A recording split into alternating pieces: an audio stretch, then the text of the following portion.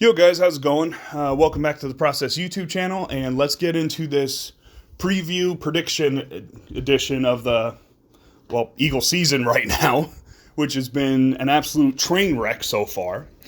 At 2-5, the Eagles now get to play the winless Detroit Lions, where it's a game the Eagles should be favored, it's a game where they should win, and it's a game where they should have more talent than the Detroit Lions, but every indication going into this game, when you watch both teams play and execute, you look at Detroit, and Detroit should be able to kick the Eagles' ass.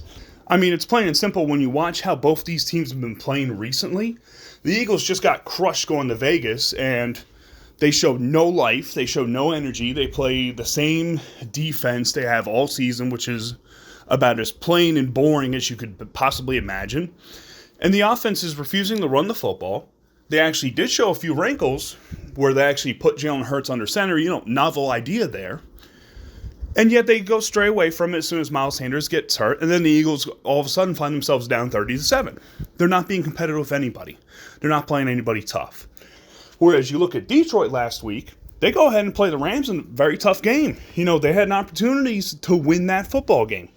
It just didn't turn out in their favor. And whenever you see a matchup like that, where you have one team that just seems to be spiraling out of control, and another team who's they're not good, but at least they're playing tough, they're playing hard, usually the team that's playing tough and hard is going to come out with the victory. And right now, in my opinion, I think the Detroit Lions are going to beat the Eagles, and it's not going to be a close game, but let me expound upon that more.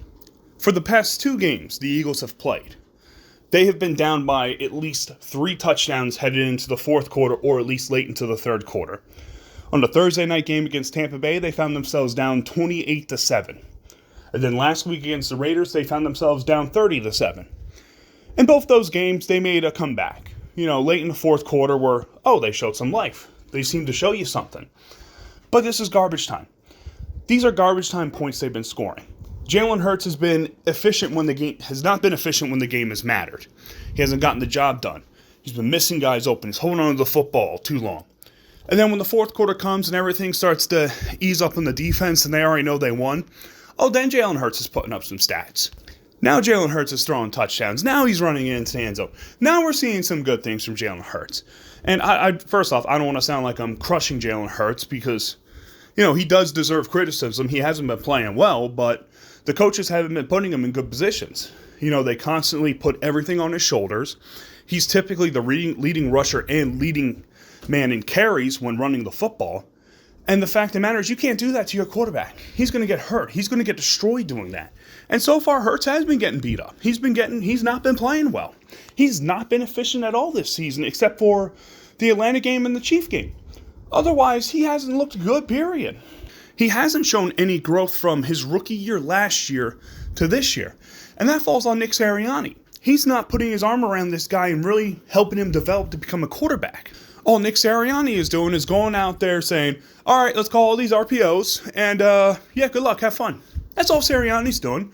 He's more worried about talking about how the Eagles are a fertilizer, they're trying to grow a flower here in Philadelphia. It's like, dude, stop the damn analogies. The fact of the matter is you don't know what the hell you're doing.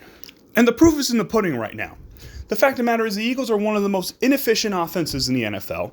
They constantly fail to convert third downs. And that's just on the offensive side of the ball. When you go to the defensive side of the ball, Jonathan Gannon's running one of the most vanilla defenses of all time. Guys are playing well beyond the first down marker to cover receivers. Receivers getting free routes off, doing whatever the hell they want. And they're constantly converting on third down. And the maddening thing is, the Eagles have been doing the same game plan every single week. They haven't changed their game plan. They haven't really mixed anything up except for a little bit in the Raider game when Miles Sanders was actually being given the football. Unfortunately, him getting hurt, I wish him a speedy recovery and everything. Luckily, it doesn't sound too bad, but still, it sucks. The game he was actually going to be featured in is the game he gets hurt. Go figure. But it might also appear that maybe there's an option of change. The Eagles traded Joe Flacco this week. They got a conditional 6th-round pick from the New York Jets in exchange for him. And now Gardner Minshew is the number 2 quarterback. Do the Eagles bench Jalen Hurts for Gardner Minshew at some point in this game? If the Eagles are down 30-7 like they were against the Raiders, if things are looking bad, Will we actually see Gardner Minshew play for the Philadelphia Eagles for the first time this season? I mean, that's something I'm very curious to watch now. I'd like to see if Gardner Minshew does get that opportunity to play, will this actually be more of a traditional NFL offense? Because he can move like Jalen Hurts. Obviously not as quick, but he's got athletic ability similar to Hurts. But he's also a much more efficient thrower of the football. You saw a lot of things he did in Jacksonville. There was a reason why there was Minshew mania down there. He was playing really good at a high level for some time. Now, I'm not trying to say Gardner Minshew is the next great quarterback. I mean, I don't think he is. I don't think he has the talent for it. But at least he'd be a little more of a traditional quarterback where he can actually hit the receivers that are open. You know, Devontae Smith has been open so many times this season, and Jalen Hurts hasn't been able to get him the football. He's missed him wide open. He hasn't hit him. Even Quez Watkins, who's been open a lot. And Jalen Hurts just doesn't seem to have the confidence to throw in a tight window and hit a guy when he's open. And maybe having a quarterback who is used to making those type of throws, maybe that will actually open up this offense a little bit more. But it's a very difficult situation. You bench Hurts, is that going to hurt his confidence? History says no, but is it really the right thing to do for him? Because he is young, he is trying to learn, he is developing. But then again, how can he really develop if the coaches aren't really developing him? They're constantly having him do the same thing, and there's been no improvement in him. So what's there really to develop if that's the case? So at least there'll be at least from my personal opinion, there'll be a little intrigue in watching if the Eagles do struggle, if Gardner Minshew is going to get an opportunity to play. Now, for the Eagles defense, they're going against the Detroit Lions offense that is not that good and has struggled recently. Just like them, they're a team that doesn't really like to run the football or really chooses not to. But then again, for Detroit's reasons, typically they're getting their butts kicked. So they have to throw the football constantly. And that means they got to put everything on Jared Goff's shoulders, which has seen mixed results. He's one of the most sacked quarterbacks in the league this year. And recently he's been turning over the football a lot more. So logically speaking, the Eagles defense should have opportunities to get turnovers and make plays. The problem is, the Eagles haven't shown that. Only in really one game, they've been really able to get efficient pressure, which was the Carolina game, and actually create a lot of turnovers, which, once again, the Carolina game. And for the most part, the Eagles haven't gotten pressure on anybody. Can you really name a defensive lineman besides Javon Hargrave who's really terrorized any quarterback this year for the Eagles?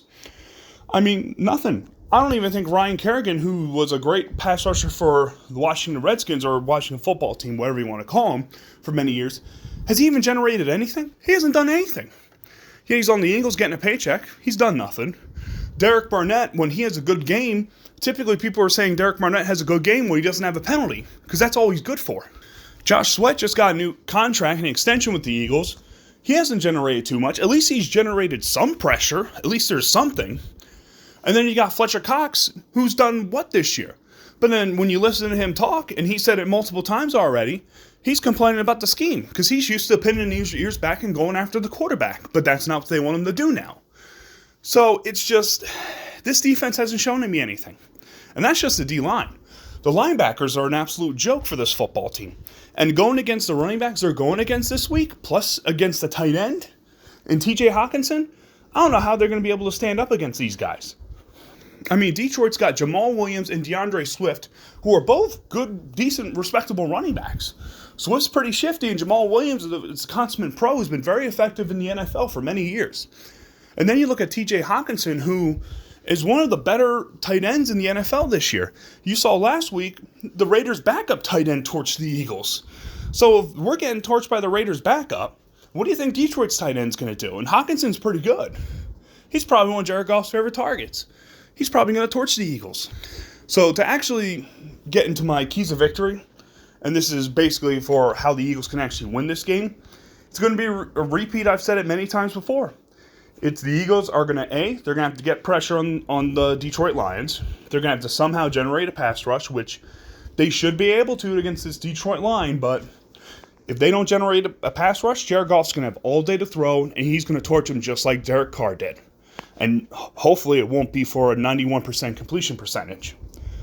All right, the next point is the Eagles have to control the time of possession. With your defense being as poor as the Eagles' defense has been, you have to limit the amount of time they're on the field. If the Eagles can control the clock and that means they're actually going to have to hold on to the football, not turn it over, and convert on third down. That's going to help them and give them a chance to win this game and keep Jalen Hurts and this offense on the field. And then finally, it's run the ball. It's a simple concept. Run the football. This is an offensive line, even though banged up, is still one of the better offensive lines in the NFL. They've done a pretty good job protecting Jalen Hurts for the most part this season. A lot of the issues Hurts has had is he's holding onto the football or he's running out of the pocket too soon and not stepping up. So, if you're gonna run the football, that's gonna make that a lot easier on Hurts. That's less opportunities for him to throw, it's less opportunities for him to make a mistake, and less pressure for him. It's gonna make the game a lot easier for him. And it's unfortunate. Yeah, Miles Sanders is down. He's not gonna play this game, but you bring up Jordan Howard. You have Boston Scott, who, yes, he is a smaller running back, but he is a guy who does like running in between the tackles. And then you have Kenneth Gainwell on the outside who can go make plays. The Eagles have the running backs in order to run on almost any team in the NFL. They've just refused to do it. And this is a game where you have to do it. Otherwise, you lose to the Detroit Lions. Your season's over. Go in tank mode, which in my opinion, they should already be in tank mode. So, for my prediction for the game, honestly, I think you can tell just by the way I've been talking, I don't think the Eagles are winning this football game. I think Detroit's going to get their first win of the season, and I think they're going to have a field day on offense. And on defense, they're going to stop the Eagles multiple times throughout the game. Maybe the Eagles get a score or two here and there. And then the Eagles will put up some points late in the fourth quarter, but by then it'll be far too late. So the final I'm going with right now, I'm going with the Detroit Lions 35, the Philadelphia Eagles 22. Reason why 22? Nick Sirianni seems to like to throw in a random 2-point conversion somewhere. So, that's why I'm saying 22. So with the Eagles game out of the way, let's go ahead and talk about the rest of the games in Week 8 of the NFL. So Thursday night, we got the Packers traveling to the Arizona Cardinals. The news out as far as right now, me recording it, the Cardinals are going to be without J.J. Watt, who has a shoulder injury, and the Packers are going to be without Devontae Adams because of COVID-19. And unfortunately, for him being out, that screws my fantasy team. But that's life. You gotta live and move on. So for the Packers-Cardinals game, I just think the Cardinals have been so hot recently. That defense has been playing so well. And the last few times the Packers have played in Arizona, the Cardinals have typically had their number. So I'm going to say the Cardinals are going to win this game and keep their undefeated streak alive. So I got the Cardinals going tonight. Next, we got the Panthers and the Falcons, which this just seems to be a stinker of a football game. But to be fair, Atlanta has shown a lot of life recently. Their offense has been coming alive. Kyle Pitts has been looking good. They got Calvin Ridley back. And the Panthers has just been face planting for the past few weeks. So I say that the Carolina Panthers are once again going to lose, and Atlanta's going to beat them this week. Next, we've got the Titans and the Colts, which this is looking like a really good matchup right now. I mean, the Colts have been playing very good football. Carson Wentz seemed to have revitalized his career in Indianapolis. And then the Tennessee Titans have been balling recently. They've been playing really good football. This should be a really fun game. I'm going to say the Colts are going to win this game, though. I think the Colts, with the way they've been playing, they'll get a nice win over the Titans here. It's going to be a good division battle. It should be a fun one in the end of the fourth quarter, but I'd say Colts are going to get a dub there. So next we got the Miami Dolphins playing the Buffalo Bills. I mean, this one's pretty cut and dry. Bills are one of the best teams in the AFC. They should be able to steamroll Miami, even though it's a rivalry game. I'd say Buffalo will win this matchup. Next, we got the Bengals taking on the Jets. I mean, Jets, tough break, guys. I mean, you lose your rookie quarterback. You're in a tough situation. But hey, at least you might be able to get a higher draft pick. I'm going to say Bengals should be able to win this game pretty easily. Next, we got the Steelers and the Browns. I got to give credit where credit's due. The Steelers have been playing better recently. They've been playing a lot better. But I just think the talent the Browns have is going to be too much, and you're playing in Cleveland. I think Cleveland will get this win here. Next, we got the Rams traveling to the Texans. I mean, Rams are just that much better of a team. I think Stafford's going to have a field day. So Rams should win that easily. Then we got the Niners taking on the Bears. Should be an interesting matchup. Niners had a tough loss recently. And then the Bears with Justin Fields. I'm going to say Bears will win this game. Fields has seemed to be kind of giving some good vibes. It's in Chicago, some home cooking. I think the Bears will get a win here. Next, we got the Patriots and the Chargers. Look, the Patriots have been looking good with Mac Jones, but I think Herbert's going to be too much for him. Chargers will win this one. Next, we've got the Jaguars taking on the Seahawks. Seahawks without Russell Wilson, it's tough to just pick them. It's really tough to pick Seattle in this game. I'm going to say Jaguars win this game. I think Trevor Lawrence is going to have a nice day. Next, we've got the Buccaneers taking on the Saints. I mean, it's Tom Brady. How can you pick against Tom Brady? Saints have been so up and down this year, but Buccaneers should win this game. Next, you got the Washington football team taking on the Denver Broncos. Denver they've just absolutely collapsed recently. They haven't looked good. They haven't really done too much, but they've gotten a couple nice wins here and there. So I'm going to say Washington wins this game. I think they really got hosed last week against Kansas City. They had the ball didn't bounce their way, but I think overall, they'll be good enough to beat Denver. Next, we got the Cowboys taking on the Vikings. The Cowboys are coming off a bye week. They've been an absolute juggernaut this season. I think the Cowboys are going to get a W on the Vikings here. But it should be an interesting game, but I think Cowboys will win easily. Next, we got the Giants taking on the Chiefs. I mean, this is a game where the Chiefs, they got to pull some wins out here. They're starting to falter. So I'm going to go with the Chiefs again. I think they'll pull it out, but Chiefs got to get their act together. They've been messing around for too long. So with that, those are all my picks on Week 8 in the NFL. And with that leaves us at a wrap right now. So I want to thank you guys for listening to the Process YouTube channel. If you like what I got to say, please hit the like button. And if you agree or disagree with anything I said, please say in the comment section below. With that, catch you all later. Peace.